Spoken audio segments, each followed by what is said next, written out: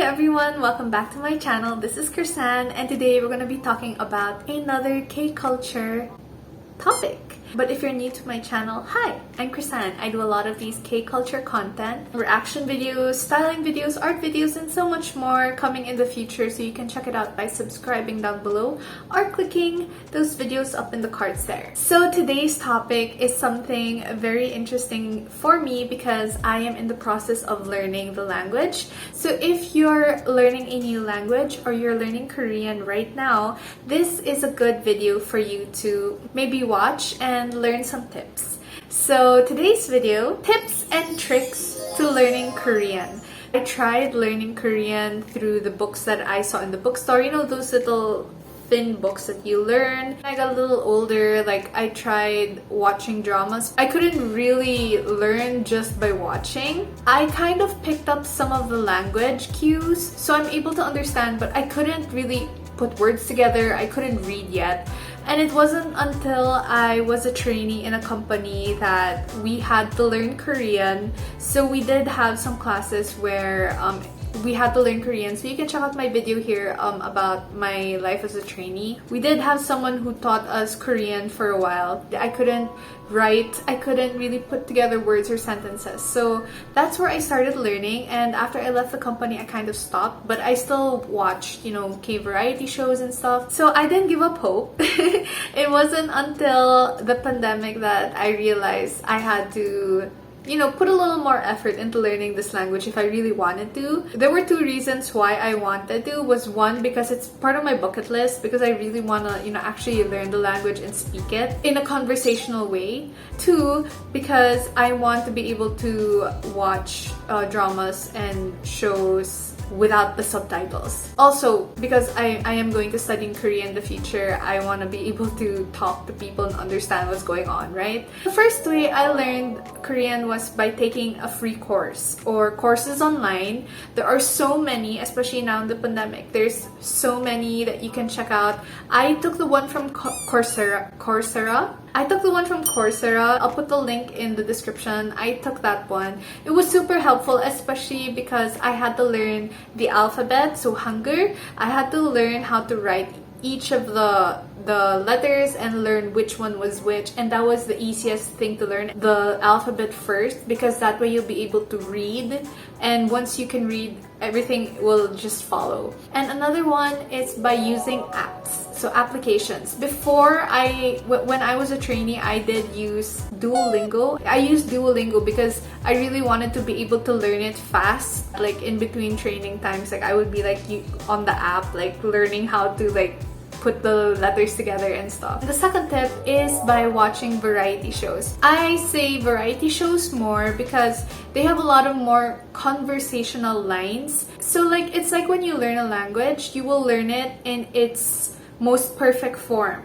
Like I used to teach English before, so the way we teach our student was a very structured sentence, but of course there is a way to speak English in a more casual manner. So if you want to be able to pick up better cues in terms of conversational Korean, watch variety shows because you'll definitely pick it up there. But if you also want to learn the language in a more constructive way, there is dramas. It depends also what drama you watch. So if you want something that is a little bit more casual, the Weightlifting Fairy, or something like Boys Over Flowers, the more serious Korean, watch sageuk dramas, the historical dramas, because you'll be able to pick up a lot from there. Formal, you watch something like Itaewon Class or like law school. Each drama has their own like tone, so I personally prefer learning through variety shows, and then you know you pick up later on. This next tip is connected to watching dramas and K-variety shows. Take down notes. The moment you see or you hear a word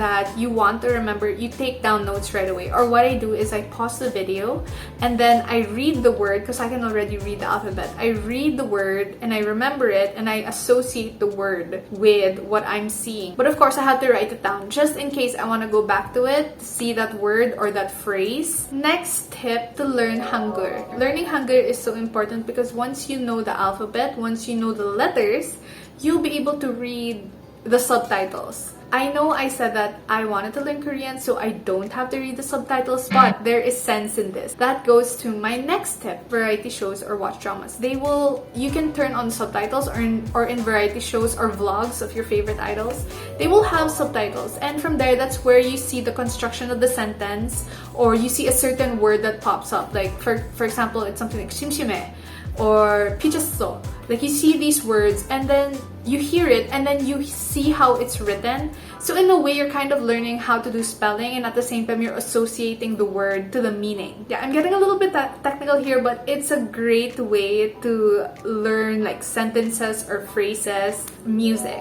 So music is a great way to learn.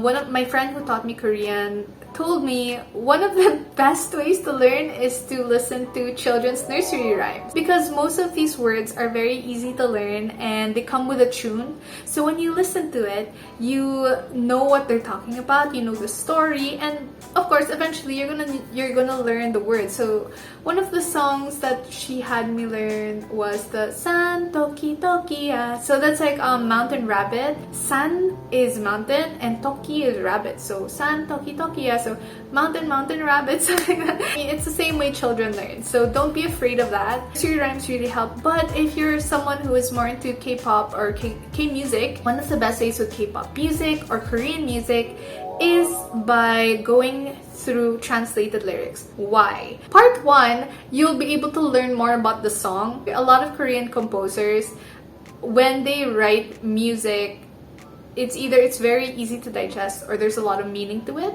So it's really good to see the translated version, because you kind of get a grasp more of what the story is about. And I'm a geek for that. I'm such a geek for that. So I like doing that. Also, you will see the words and you will see the meaning, and at the same time, it helps you learn. When I was much younger, one of the easiest ways to learn was with G by Sonushide. 너무 반짝반짝 눈이 부셔. When you say 너무, very, 반짝반짝, meaning shiny, 눈이, eyes. I think that's just one example, but you can hear it in a lot of songs. Like, you really are able to digest and learn the word, and you understand, oh, so that's why the dance move is like that. So that's what the meaning of the song is about. If you're a K-pop fan, you'll really appreciate it.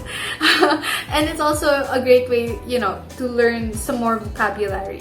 And the last tip I have for you is learn Korean with a friend. The best way, honestly, to learn is by talking to someone who knows Korean. Talking to someone who is also learning, so that means you have practice. Because the main thing about a skill is if you're out of practice, you can't grow. Try to practice as much as possible. I mean, yes, I've listed so many other tips, but it's also great if you learn with a buddy or with someone who has more experience than you. So when my friend was teaching me Korean, I learned it so fast. She was talking to me in Korean. And me and my friend, because I invited my friend to come with me, we were messaging in Korean because we really wanted to learn. And like, I would correct her if she had a mistake, or she would correct me if I had a mistake. It was such a great way to learn. It's a bonding thing with your friend, and at the same time, you're learning through practice.